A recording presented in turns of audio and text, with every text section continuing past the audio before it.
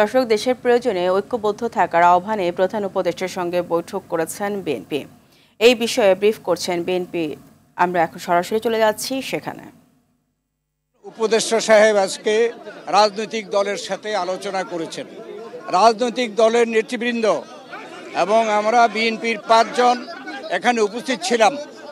আমাদের সকলেই একই ধরনের মন্তব্য যে আজকে বাংলাদেশের অস্তিত্ব রক্ষার জন্যে যেই বাংলাদেশ এই ডিসেম্বরে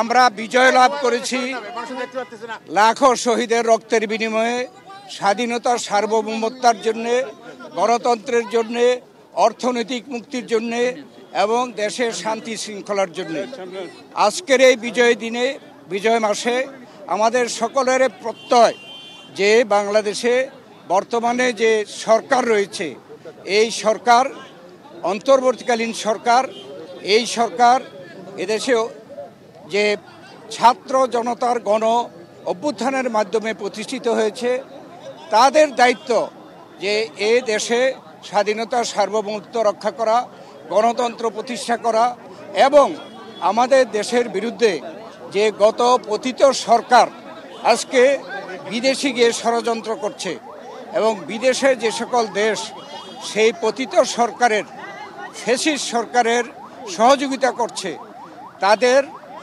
বিরুদ্ধে সকলে কিন্তু ঐক্যমত প্রকাশ করেছে। ধর্মকে ব্যবহার করে যে একটা বিভেদ সৃষ্টি করছে এবং এই যে ষড়যন্ত্র হচ্ছে, এটা বাংলাদেশের জনগণের মধ্যে বিভেদ সৃষ্টি করার জন্য অপচেষ্টা হচ্ছে।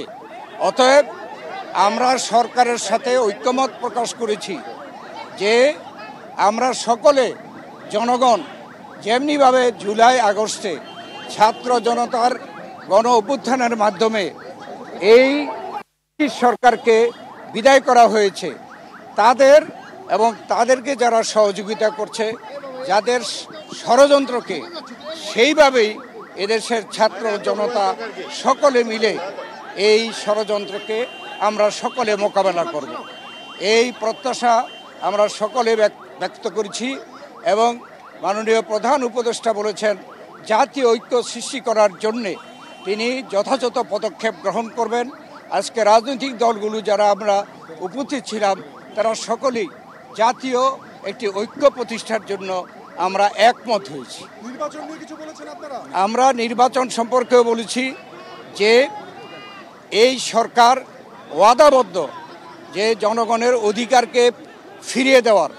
তাই আমরা বলেছি যে অতি দ্রুত সংস্কার সাধন করে নির্বাচনের জন্য একটি রোডম্যাপ দেওয়া, যাতে করে জনগণ একটি রোডম্যাপ পেলে নির্বাচনমুখী হয়ে গেলে যে সকল ষড়যন্ত্র এখন আপনারা দেখতে পাচ্ছেন, এইসব ষড়যন্ত্র আর কেউ করতে সাহস পাবে না। ধন্যবাদ।